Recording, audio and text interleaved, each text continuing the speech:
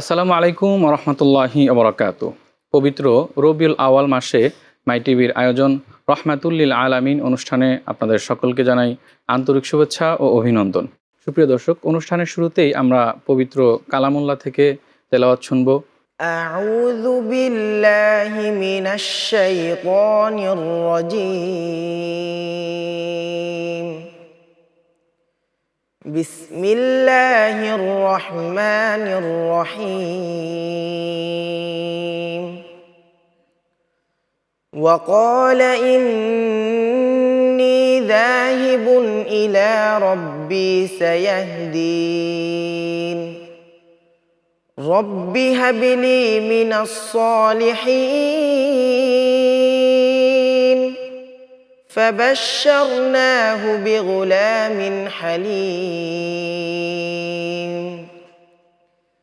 فلما بلغ معه السعي قال يا بني إني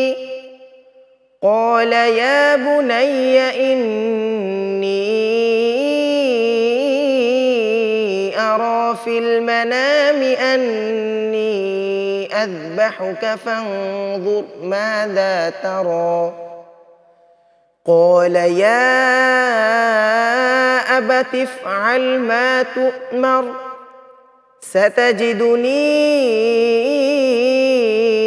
إن شاء الله من الصابرين فلما أسلما وتله للجبين وناديناه أن يا إبراهيم قد صدقت الرؤيا إنا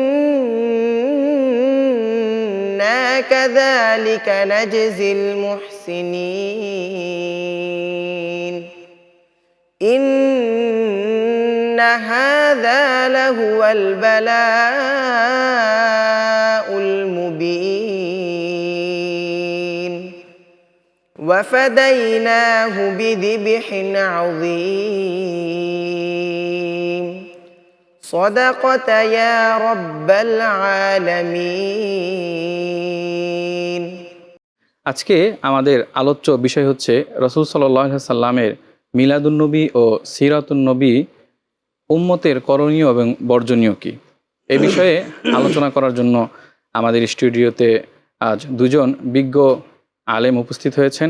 আমার ডান পাশে আছেন মুফতি মুহিবুল্লাহ আল জামি সাহেব, খতিব আল করিম জামি মসজিদ, উত্তরা, ঢাকা। হজরত কেমন আছেন? আলহামদুলিল্লাহ, আপনি কেমন আছেন? আলহামদুলিল্লাহ। এবং আমার বাম পাশে আছেন মুফতি মোহাম্মদ সালাউদ্দিন মুহিব্বি, সিনিয়র আরবি প্রভাষক, জিন্নুরাইন ওয়ালিয়া মডেল মাদ্রাসা, ঢাকা। হজরত কেমন আছেন?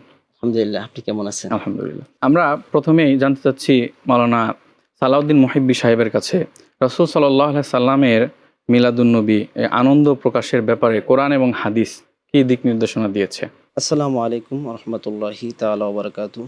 নাহমাদুহু ওয়া নুসাল্লি আলা রাসূলিহিল কারীম, আম্মা বাদ। সম্মানিত উপস্থাপক মহোদয়কে আন্তরিক ধন্যবাদ এবং মাই টিভি পরিবারকে অসংখ্য ধন্যবাদ এত সুন্দর একটা আয়োজন করার জন্য, হুজুর পাক সাল্লাল্লাহু আলাইহি সাল্লামের জীবনী সংক্রান্ত বিভিন্ন দিক উপস্থাপন করার জন্য। উপস্থাপক মহোদয় সুন্দর একটি প্রশ্ন করেছেন যে কোরআন হাদিসের রাসূল পাক সাল্লাল্লাহু আলাইহি সাল্লামের মিলাদুন্নবী অর্থাৎ রাসূল সাল্লাল্লাহু আলাইহি সাল্লামের জন্ম তারিখ উদযাপন উপলক্ষে, মানে খুশি উদযাপন উপলক্ষে কোরআন ও হাদিস আমাদেরকে কি পরামর্শ দেয়, কি দিক নির্দেশনা দেয়। সর্বপ্রথম বলবো যে একজন মুমিনের জীবনে সর্বোচ্চ এবং একজন মুমিনের জীবনে সর্বশ্রেষ্ঠ পাওয়া হলো আমরা হুজুর পাক সাল্লাল্লাহু আলাইহি সাল্লাম নবীজির উম্মত হতে পারা। এটা একজন মুমিন জীবনে সর্বাধিক পাওয়ার এবং ভাগ্যের একটি বিষয়। আমরা বিনা দরখাস্তে যেই নবীজির উম্মত হতে পারলাম, যে নবীজির উম্মত হওয়ার জন্য সকল পয়গম্বররা করলেন, আবেদন করলেন, তারপরও তারা উম্মত হতে পারলেন না। সেই নবীজির উম্মত আমরা হতে পেরেছি, এটা আল্লাহর দরবারে অসংখ্য শুকরিয়া। এই জন্য শুকরিয়া, যেই দিনে এই নবীজির এই ধরাধামে এই ধুলার পৃথিবীতে আগমন করলেন, অবশ্যই সেই দিনটা উদযাপন করা, এই দিনটাকে সম্মান জানানো একজন মুমিনের অবশ্য কর্তব্য।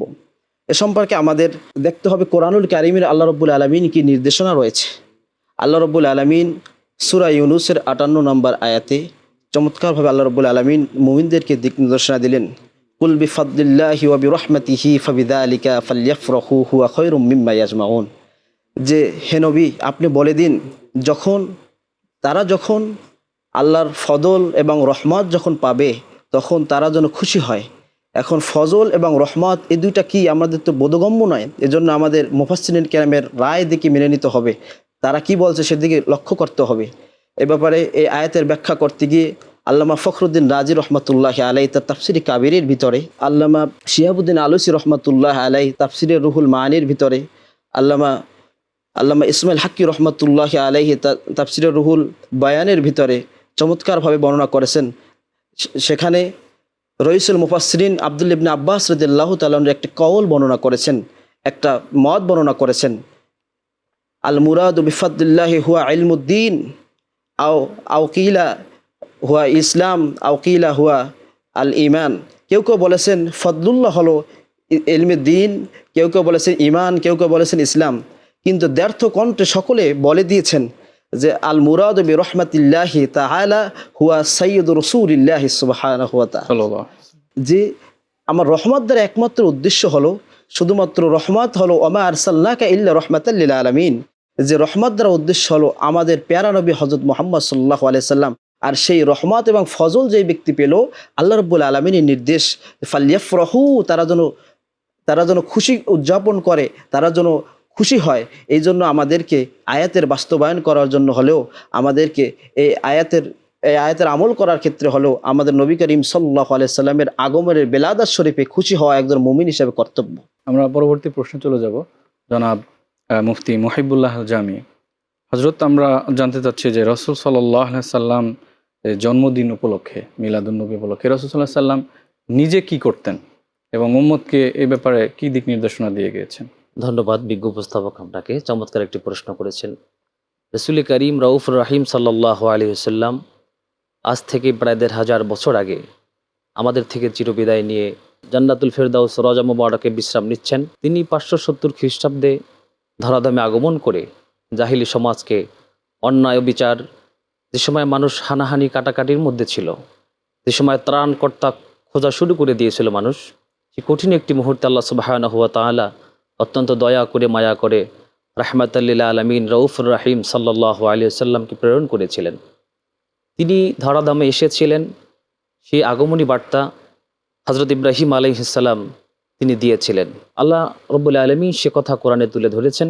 হযরত ইব্রাহিম আলাইহিস সালাম রাসূলের আগমনী বার্তা দিয়েছেন, তার জন্য দোয়া করেছেন। তার পরবর্তী সময় হযরত ঈসা রুহুল্লাহ আলাইহিস সালাতু ওয়াস সালাম তিনিও আল্লাহর কাছে নবীজির আগমনী বার্তা দিয়ে দোয়া করেছিলেন। সে কথাগুলো আল্লাহ সুবহানাহু ওয়া তাআলা কোরআনুল কারীমে ইরশাদ করেছেন।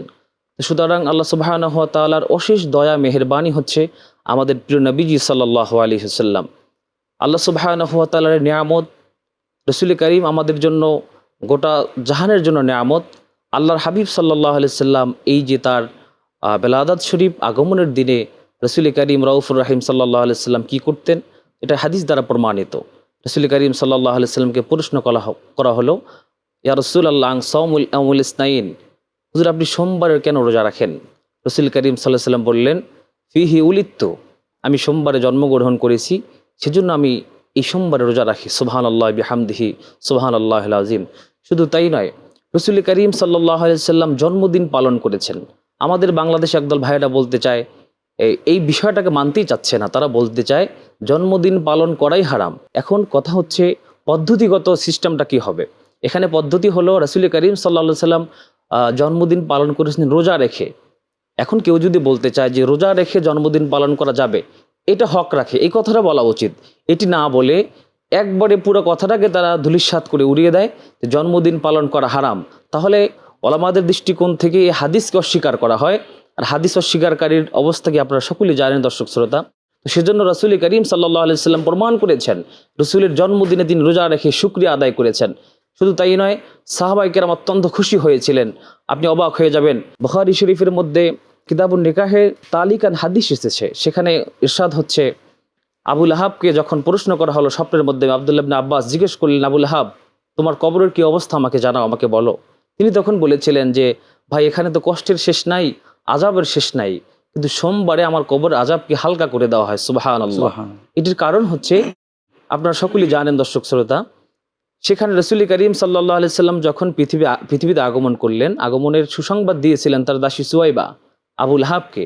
সে খুশি হয়ে আঙ্গুলের ইশারা করে তাকে আজাদ করে দিয়েছিলেন। মুহাম্মদ সাল্লাল্লাহু আলাইহি সাল্লামের আগমনেতে খুশি হয়ে, সে খুশি হওয়ার কারণে একজন কাট্টা কাফের, যিনি নামাজ পড়ে নাই, রোজা রাখে নাই, আল্লাহর বিধানে সে মোমেন না, মোমেন না হওয়া সত্ত্বেও রাসূল করিম সাল্লাল্লাহু আলাইহি সাল্লামের বেলাদাতে খুশি হওয়ার কারণে প্রতি সোমবারে তার কবর আজাব হালকা করে দেওয়া হয়। সুবহানাল্লাহ বিহামদি। জি হযরত, সুবহানাল্লাহ খুব আলাইহি। সুন্দর বলেছেন। আসলে রাসূল সাল্লাল্লাহু আলাইহি সাল্লামের এই জন্মদিন তিনি যেভাবে পালন করতেন, নামাজ পড়তেন এবং রোজা রাখতেন, তা আমাদের মাঝে কিছু অতিরঞ্জিত এমন বিষয় দেখা যায় যে কিছু বিষয় সনাতনীদের মধ্যে মানে এদের মতো অবস্থা হয়ে যায়, এজন্য অনেকেই দেখা যায় বিভ্রান্ত হয় আর কি।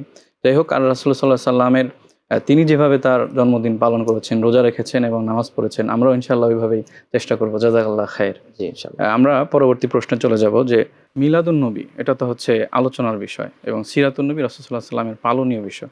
তো এই বিষয়ে যে মিলাদুন নবী এবং সিরাতুন নবী, এই দুইয়ের মধ্যে পার্থক্য কি?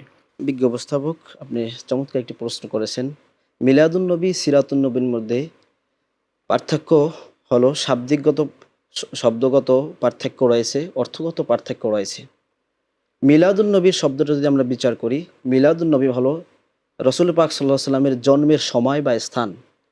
এ জায়গায় মিলাদ একটা শব্দ আছে আর নবী একটা শব্দ আছে। নবী শব্দের অর্থ আমরা সবাই জানি, এদের উদ্দেশ্য হলো রসুল পাক সাল্লাল্লাহু আলাইহি ওয়াসাল্লাম। কিন্তু মিলাদ শব্দটা এটা কিন্তু ইসমে আলার সিগা হয়, কিন্তু জগৎ বিখ্যাত মুফাসসির, মুহাদ্দিস, মুআররিখ এবং লোগাতবিদ, ভাষাবিদ, তারা কেউ এটাকে ইসমে আলার সিগা হিসেবে নেয় নাই, এটাকে নিয়েছেন ইসমে জরফের সিগা হিসাবে। অর্থাৎ মিলাদ হলো, মিলাদ শব্দের শাব্দিক অর্থ হলো ওয়াক্তুল ওয়েলাদা আর মাকানুল ওয়েলাদা, অর্থাৎ যেই স্থানে মানুষ জন্মগ্রহণ করে সেই স্থানটাকে মিলাদ বলা হয়, অথবা যেই সময় মানুষ জন্মগ্রহণ করে সেই সময়টাকে বলা হয় মিলাদ। মিলাদুন নবী হলো নবী করিম সাল্লাল্লাহু আলাইহি ওয়াসাল্লামের জন্মের সময়কালকে বলা হয় মিলাদুন নবী। এ ব্যাপারে জগৎ বিখ্যাত একটি লোগাতের কিতাব মুখতারুস সিহা গ্রন্থে স্পষ্ট বলা হয়েছে আল মিলাদ হুয়া ওয়াক্তুল ওয়েলাদা, অর্থাৎ মানুষের জন্মের সময়টাকে মিলাদ বলা হয়। আর সিরাতুন নবী হলো সিরাত হলো যেটা আমলযোগ্য বিষয়। আপনি ঠিকই বলেছেন, সিরাত হলো যেটা মানুষ আমল করতে পারে। রাসূল পাক সাল্লাল্লাহু আলাইহি ওয়াসাল্লাম কিভাবে খেয়েছেন, কিভাবে রাসূল পাক সাল্লাল্লাহু আলাইহি ওয়াসাল্লাম পানাহার করেছেন, হেঁটেছেন, কিভাবে রাসূল সাল্লাল্লাহু আলাইহি ওয়াসাল্লাম মানুষের সাথে সুলুক করেছেন, কথাবার্তা করেছেন, একেবারে সমস্ত সমস্ত জীবনটাই সিরাতের অন্তর্ভুক্ত, জন্ম থেকে মৃত্যু পর্যন্ত। এ ব্যাপারে মোজামুল ওসিতের ভিতরে চমৎকারভাবে সিরাতুন নবীর সংজ্ঞা দিয়েছেন। আর হিয়া তরিকাতুল্লাযী সালাকা বিহান নবী সাল্লাল্লাহু আলাইহি ওয়াসাল্লাম, যেই তরিকায় নবী করিম সাল্লাল্লাহু আলাইহি ওয়াসাল্লাম চলেছেন, যেই তরিকা রাসূল করিম সাল্লাল্লাহু আলাইহি ওয়াসাল্লাম জীবনযাপন করেছেন, সেইটাই হলো সিরাতুন নবী। এ ব্যাপারে আমরা একটু জানতে চাই যে অনেকেই রাসূল পাক সাল্লাল্লাহু আলাইহি ওয়াসাল্লামের জন্মদিনটা এটাকে অখুশি, এটাকে এই যে আমাদের বিজ্ঞ মুফতি সাহেব যে বলেছেন যে মিলাদুন নবী হলেই আমরা একটা নাক ছিটকে দিই, মিলাদুন নবী শব্দটা শুনলে আমরা একদম এটা করাই যাবে না, নাজায়েজ বলি। কিন্তু আমাদের আমলটা একবার চিন্তা করে কি দেখেছি, আমাদের আমলটা শয়তানের সাথে মিলে যাচ্ছে কিভাবে? একটু উদাহরণ দিয়ে বলবো। সেটা হলো যে জগৎ বিখ্যাত একজন ইমাম, মুহাদ্দিস, মুআররিখ, মুফতি, যাকে বলা হয় তাফসির জগতের সম্রাট, আল্লামা ইমাদউদ্দিন ইবনে কাসির রহমাতুল্লাহি আলাইহি, তার একটি জগৎ বিখ্যাত গ্রন্থ আছে আল বিদায়া ওয়ান নিহায়া। সেই বিদায়া ওয়ান নিহায়া গ্রন্থে সহি সনদে একটি হাদিস বর্ণনা করেছেন। যারা সারাদিন সহি বলে আওড়ায়, মুখে শুধু সহির বয়ান দেয়, তাদের এই হাদিসটা সিলসিলাত আহাদিসে সহিহা আলবানী রহেমাহুল্লাহ তার কিতাবের ভিতরে এটাকে সহি বলেছেন। সেই হাদিসটা হলো ইবলিস 4 বার কান্না করেছেন। ইন্না ইবলিস লাকাদ রান্না আরবাআতা রান্নাতিন, যে নিশ্চয়ই ইবলিস 4 বার কান্না করেছেন। 4 বারের কান্নার মধ্যে প্রথমবার কান্না হলো হিনা লুইনা ওয়া উহবিতা, যখন তাকে জান্নাত থেকে নামিয়ে দিয়েছে, তখন তাকে লানত প্রাপ্ত করা, তখন সে তখন সে চিৎকার করে কান্নাকাটি করেছেন। দ্বিতীয় নাম্বার হলো হিনা উলিদা রাসূলুল্লাহ সাল্লাল্লাহু আলাইহি ওয়াসাল্লাম, দ্বিতীয় নাম্বার রাসূল পাক সাল্লাল্লাহু আলাইহি সাল্লামের মিলাদের রজনীতে, লাইলাতুল মিলাদে তখন ইবলিস এমন জোরে চিৎকার করে কান্না করছেন, অন্য সময় আর কান্না করেনি। তৃতীয় নাম্বার হলো হিনা উনজিলাত সূরাতুল ফাতিহা, যখন সূরাতুল ফাতিহা নাজিল হয়েছে তখন ইবলিস এটার ফজিলাত অনুধাবন করে জোরে জোরে কান্না করেছেন। চতুর্থ নাম্বার হলো হিনা ফি ইয়াউমিল ফাতহ, যখন মক্কা বিজয় হয়েছে, মুসলমানদের যখন তামাম আরব ভূমি যখন মুসলমানদের দখলে এসে গেছেন মক্কা বিজয়ের সময়, তখন তিনি ইবলিস জোরে জোরে কান্না করেছেন। এখন আমরা যদি মিলাদুন্নবীর সম্পর্কে আমরা যদি নাক ছিটকাই, যদি আমরা মিলাদুন্নবীর মাস আসলে যদি আমরা কষ্ট পাই, তাহলে আমাদের সেই কষ্টে সেই চিৎকারের সাথে কিন্তু ইবলিসের চিৎকারটা মিলে যাচ্ছে। জাযাকাল্লাহ খাইর, আল্লাহ খুব রাব্বুল সুন্দর আলামিন বলেছেন। আমাদেরকে এর কাছ থেকে হেফাজত করুন। সুন্দর বলেছেন, মাশাআল্লাহ। মূলত মৌলিক বিষয় হচ্ছে রাসূল সাল্লাল্লাহু আলাইহি সাল্লাম তিনি যেভাবে এটা পালন জি, পালন সেটাই, করেছেন, সেই পদ্ধতি আনন্দ বোধ দিয়ে। করেছেন, ওইভাবে আমাদের আমরা সর্বশেষ প্রশ্নে চলে যাব। আমাদের বিজ্ঞ আলোচক জনাব মুফতি মুহিবুল্লাহ আল জামি, মুফতির কাছে জানতে চাচ্ছি যে মুমিনের জীবনে, একজন মুমিনের জীবনে রাসূল সাল্লাল্লাহু আলাইহি সাল্লামের যে মহব্বত, এটা কতটা জরুরি দুনিয়া এবং আখেরাত উভয় জাহানের ক্ষেত্রে একজন মুমিনের কতটুকু গুরুত্বপূর্ণ রাখে এটা? জি, ধন্যবাদ বিজ্ঞ উপস্থাপক। অত্যন্ত গুরুত্বপূর্ণ এবং যুগোপযোগী একটা প্রশ্ন করেছেন, আপনাকে অনেক অনেক কৃতজ্ঞতা জানাচ্ছি। আল্লাহ সুবহানাহু ওয়া তাআলা পবিত্র কোরআনুল কারীম অসংখ্য জায়গায় নবী করিম রাউফুর রহিম সাল্লাল্লাহু আলাইহি সাল্লামের মুহাব্বতের কথা তুলে দিয়েছেন। আল্লাহ সুবহানাহু ওয়া তাআলা বলছেন, আন-নাবিয়্যু আওলা বিল মুমিনিনা মিন আনফুসিহিম। ইরশাদ হচ্ছে, আল্লাহ তাআলা বলছেন, মুমিন তো তারা যাদের জীবনের থেকেও বেশি ভালোবাসবে, মুহাব্বত করবে রাসূল করিম সাল্লাল্লাহু আলাইহি সাল্লামকে। সুবহানাল্লাহ। সুবহানাল্লাহ। আল্লাহ পাক স্পষ্ট বলছেন, মুমিন তো সে যার জীবনের থেকে রসুল প্রিয় হবেন। এটি কোরআনুল কারীমে বর্ণনা। আল্লাহ তাআলা অন্যত জায়গায় বলেছেন, কুল ইন কুনতুম তুহিব্বুনাল্লাহ ফাত্তাবিউনি ইউহিব্বুকুমুল্লাহ।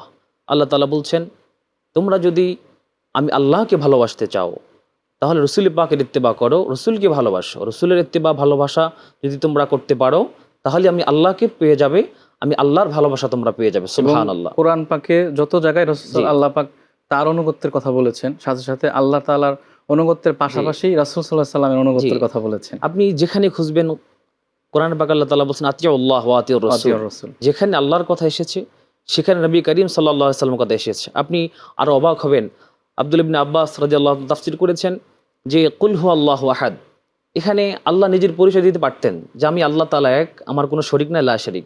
কিন্তু সেখানে তিনি আল্লাহ সুবহানাহু ওয়া তাআলা তার একা পরিচয় একা দেননি, রাসূল করিমকে যোগ করেছেন। সুবহানাল্লাহ। বলেন কুল হুয়াল্লাহু আহাদ, আপনি বলুন আমি আল্লাহ এক। সুবহানাল্লাহ। এবং অসংখ্য জায়গায় রাসূল করিম সাল্লাল্লাহু আলাইহি সাল্লামকে আল্লাহ তাআলা মাইনাস করেন নাই। রাসূল করিম সাল্লাল্লাহু আলাইহি সাল্লাম বলেছেন, আল্লাহ বলছেন হাদিসে কুদসির মধ্যে, কুল্লামা যুকিরতু যুকিরতা মাই, যেখানে আমি আল্লাহর নাম থাকবে সেখানে নবী মুহাম্মদ সেখানেই রাসূলুল্লাহর নবীজি নাম থাকবে। সাল্লাল্লাহু কি আজানে, কি একামতে, দরুদে, সালামে, যেখানেই যান না কেন সব জায়গায় পৃথিবীর মধ্যে আমরা জানি নামাজের মধ্যে আমলে কাসির করা যায় না, নির্দিষ্ট যে সহি হাদিস দ্বারা নামাজে আমল সেগুলো করতে হয়, কিন্তু কোনো ব্যক্তিকে সালাম দেওয়া যায় না। কিন্তু আমার নবীকে সালাম না দিলে নামাজই হয় না। সুবহানাল্লাহ। শুধু তাই নয়, আল্লাহর হাবিব সাল্লাল্লাহু আলাইহি সাল্লাম বলছেন, লা ইউমিনু আহাদুকুম হাত্তা আকুনা আহাব্বা ইলাইহি মিন ওয়ালিদিহি ওয়া ওয়ালাদিহি ওয়ান নাসি আজমাইন। কখনো মুমিন হতে পারবে না যতক্ষণ পর্যন্ত নিজের জীবন থেকে, আত্মীয় স্বজন, পৃথিবী সমস্ত মানুষ থেকে সর্বোৎকৃষ্ট মনে না করবে, ভালো না বাসবে রাসূল করিম সাল্লাল্লাহু আলাইহি সাল্লামকে, ততক্ষণ পর্যন্ত পরিপূর্ণ মুমিন হওয়া সম্ভব নয়। শুধু তাই নয়, আপনি অবাক হয়ে যাবেন, পৃথিবীর ইতিহাস এটাই প্রমাণ করে, নবীকে যারা বেশি ভালোবেসেছেন তারাই উন্নতির সর্বশিখরে পৌঁছেছেন, তারা কামিয়াব হয়েছেন। আমি একটি উদাহরণ দিব। উহুদ যুদ্ধে যখন আল্লাহর হাবিব সাল্লাল্লাহু আলাইহি সাল্লামকে শহীদ করার জন্য কাফের মুশরিকরা চতুর্পাশে ঘিরে ধরল, তখন আব্দুল্লাহ ইবনে আবু তালহা রাদিয়াল্লাহু তাআলা আনহু তিনি বুক পেতে রসুলের সামনে দাঁড়িয়ে গেলেন। তিনি অসংখ্য ইতিহাসের কিতাব প্রমাণ করে 70টি তীর আঘাত তিনি তার গায়ে পড়েছে, তারপরে রসুল করিম সাল্লাল্লাহু আলাইহি সাল্লামের সামনে থেকে সরে যাননি। রাহমাতাল লিল আলামিনের গায়ে আমি তালহা বেঁচে থাকাকালীন একটি তীর আমি বিদ্ধ হতে দিব না। সুবহানাল্লাহ। ইতিহাস প্রমাণ করে তার একটি হাত অবশ হয়ে গিয়েছিল, প্রতিবন্ধী হয়ে গিয়েছিল, কিন্তু রসুল করিম সাল্লাল্লাহু আলাইহি সাল্লাম বলেছিলেন, আমার সাহাবীরা, তোমরা যদি জীবিত শহীদ দেখতে চাও তলহাকে দেখে নাও। সুবহানাল্লাহ। এটি বিশাল একটি দলিল বহন করে, প্রমাণ করে যে রাসূল করিমকে ভালোবাসার জন্য একটা মানুষ শহীদ হন নাই, মারা যান নেই, মারা না যাওয়া সত্ত্বেও তাকে শহীদ বলে ঘোষণা দিয়েছেন। তার মানে আল্লাহর হাবিব সাল্লাল্লাহু আলাইহি সাল্লামকে মহাব্বত ছাড়া কোনো মানুষ ইমানদার হওয়া সম্ভবই নয়, পরিপূর্ণ হওয়া সম্ভব নয়। বুখারী শরীফের একটি বাব অধ্যায় কায়েম করেছেন, বাবু হুব্বুর রাসূলি মিনাল ঈমান, রাসূল পাকের ভালোবাসাই হচ্ছে ঈমান। সুবহানাল্লাহ। আমি আরেকটু উদাহরণ দিব। আল্লাহর হাবিব সাল্লাল্লাহু আলাইহি সাল্লাম আমাদেরকে হাসরের ময়দানে সুপারিশ করবে, আমরা জানি। জি। রাসূল করিম সাল্লাল্লাহু আলাইহি সাল্লাম ছাড়া কোনো ব্যক্তি সুপারিশ করার কোনো সুযোগ পাবে না, সাহস পাবে না। আল্লাহ পাক তাকে মাকামে মাহমুদ সিজদায় পড়ার পরে আল্লাহ পাক বলবেন, ইরফা রাসাক সালতুতা ইয়া রাসূলুল্লাহ, আপনি চান। তখন তো প্রত্যেক নবী রাসূল পৃথিবীর সবাই আফসোস করবে, মানে আফসোসে থাকবে, নাফসি নাফসি বলবে, নাফসি নাফসি বলতে থাকবে। কিন্তু একমাত্র রাসূল সাল্লাল্লাহু আলাইহি সাল্লাম এই সুযোগটা পাবেন। জি, শুধু তাই নয়, সেখানেও আমার রাসূল করিম সাল্লাল্লাহু আলাইহি সাল্লাম উম্মতের কান্ডারি হয়ে, উম্মতের তরানেওয়ালা হয়ে, তরানকর্তা হয়ে সেখানে রাসূল করিম সাল্লাল্লাহু আলাইহি সাল্লাম হাউমাউ করে কান্নাকাটি করবেন, বারবার আল্লাহর কাছে চাইতে থাকবেন। আল্লাহ পাক বলছেন, ওয়ালা সাওফা ইউতিকা রাব্বুকা ফাতারদা, রাসূলুল্লাহ আপনি যা চাইবেন আপনাকে আল্লাহ তাই দিবেন। আপনি জেনে থাকবেন যে আমার নবী আমাদের জন্য কত দয়াশীল, মায়াশীল ছিলেন। সুবহানাল্লাহ। প্রত্যেক নবীর একটি স্পেশাল দোয়া ছিল, যে দোয়াটা তারা করবেন আল্লাহ কবুল করে নেবেন। সকল নবীদের সেই দোয়াটি করা শেষ, আমাদের নবীর দোয়াটি বাকি আছে, সেটি হাসরের ময়দানে গুনাহগার উম্মতের জন্য সেই দোয়াটি করবেন। সুবহানাল্লাহ। আমরা যদি আরেকটু গুরুত্ব দিয়ে দেখি যে রাসূল করিম সাল্লাল্লাহু আলাইহি সাল্লামের মুহাব্বতের কথা যারা বলতে চান না, অনেক বাংলাদেশের প্রেক্ষাপটে অনেক ওলামায়ে কেরামদেরকে দেখা যায় নামাজ, রোজা, হজ, যাকাত, আমলের কথা বলে, তাদের মুখে রাসূল পাকের হুব্বে রাসূলের আলোচনা শোনা যায় না। অথচ কোরআন প্রমাণ করছে রাসূলের মুহাব্বত ছাড়া ঈমান পরিপূর্ণ হয় না, মুমিন হওয়া সম্ভব নয়। আমি আরেকটি আপনাকে উদাহরণ দিতে চাই, সেটি হচ্ছে আল্লাহর হাবিব সাল্লাল্লাহু আলাইহি সাল্লাম জীবিত থাকা অবস্থায়, আবু দাউদ শরীফের মধ্যে হাদিস এসেছে সহিহ সনদের মধ্যে, তিনি 2টি কোরবানি করতেন। সাহাবায়ে কেরাম বললেন, ইয়া রাসূলুল্লাহ, কোরবানি তো একটা করলে আদায় হয়ে যায়, আপনার থেকে যে হুকুম আল্লাহ পাক নাজিল করেছেন যে ফাসাল্লি লিরাব্বিকা ওয়ানহার, আপনি সিজদা করেন, নামাজ পড়েন, কোরবানি করেন, একটি ছাগল, ভেড়া, দুম্বা কোরবানি করলে তো কোরবানি হয়ে যায়, আপনি 2টি কেন করছেন? নবীজি করিম সাল্লাল্লাহু আলাইহি ওয়াসাল্লাম উত্তর দিয়েছিলেন, শোনো সাহাবীরা, আমার কিছু গরিব উম্মত আছে সারা পৃথিবীতে, কিয়ামত পর্যন্ত থাকবে বা এখনো আছে, তাদের সাধ্য নাই কোরবানি করার জন্য, তাদের পক্ষ থেকে আমি রাসূলুল্লাহ একটি করে কোরবানি দিচ্ছি। সুবহানাল্লাহ। সেই রাসূলকে আমরা মাইনাস করতে চাই না ভাই। মুমিন জীবনের সব থেকে বেশি হকদার রাসূলকে ভালোবাসা। যিনি রাসূলকে ভালোবাসতে পারবেন, আল্লাহর ভালোবাসা হয়ে যাবে। এজন্য কবি বলেছেন, আল্লাহ মানা নবী মানা নয়, নবী মানলেই আল্লাহ মানা হয়। জি, ধন্যবাদ আপনাকে। জাযাকাল্লাহ। সুপ্রিয় দর্শক, আজকের আলোচনা থেকে আমরা যা জানলাম যে রাসূল সাল্লাল্লাহু আলাইহি সাল্লামকে মহব্বত এবং ভালোবাসাই হচ্ছে আমাদের জীবনের মূল পাথেয়, দুনিয়া এবং আখিরাতের। তো এতক্ষণ আমাদের সাথে থাকার জন্য সকল দর্শককে জানাই আন্তরিক শুভেচ্ছা ও অভিনন্দন। আমরা এখানে বিদায় নিচ্ছি। তবে বিদায় নেওয়ার শেষ মুহূর্তে রবিউল আউয়াল মাস উপলক্ষে রাসূল সাল্লাল্লাহু আলাইহি সাল্লামের স্মরণে এবং শানে একটি নাতে রাসূল সাল্লাল্লাহু আলাইহি সাল্লাম শুনে আমাদের অনুষ্ঠান এখানেই শেষ করছি। আসসালামু আলাইকুম ওয়া রাহমাতুল্লাহি ওয়া বারাকাতুহু। ডেকে লও রাসূলাল্লাহ রওজা পাকের কিনারে, আমি কেঁদে কেঁদে হই গো সারা, ধন্য করো দিদারে। আমি সহিতে পারি না বিরহ জ্বালা, ধন্য করো দিদারে। দুই সাথীকে পাশে নিয়ে হায় ঘুমিয়ে আছেন নিজুম নিরালায়। দুই সাথীকে পাশে নিয়ে হায় ঘুমিয়ে আছেন নিজুম নিরালায়। সারা দাও রাসূলাল্লাহ, ডাকে অদম তোমারে। আমি কেঁদে কেঁদে হই গো সারা, ধন্য করো দিদারে। আমি সহিতে পারি না বিরহ জ্বালা,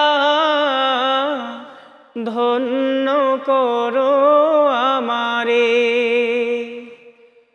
আজও রওজায় শুয়ে থেকে হায় কাঁদেন তিনি উম্মতের মায়ায়। আজও রওজায় শুয়ে থেকে হায় কাঁদেন তিনি উম্মতের মায়ায়। মোদের অশ্রু বেজায় সালাম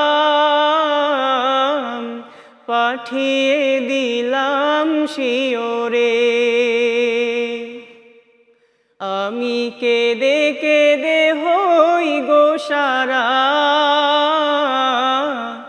ধন্য করো দিদারে। আমি সহিতে পারি না বিরহ জ্বালা ধন্য করো আমারে। নূরে উজ্জ্বল চেহারা তোমার দেখিলে হারাম দুজখের নাম। নূরে উজ্জ্বল চেহারা তোমার দেখিলে হারাম দুজখের নাম। তুমি কবে দিবে গো দেখা ডেকে নিবে আমারে। আমি কেঁদে কেঁদে হই গো সারা ধন্য করো আমারে। আসসালামু আলাইকুম রহমতুল্লাহ।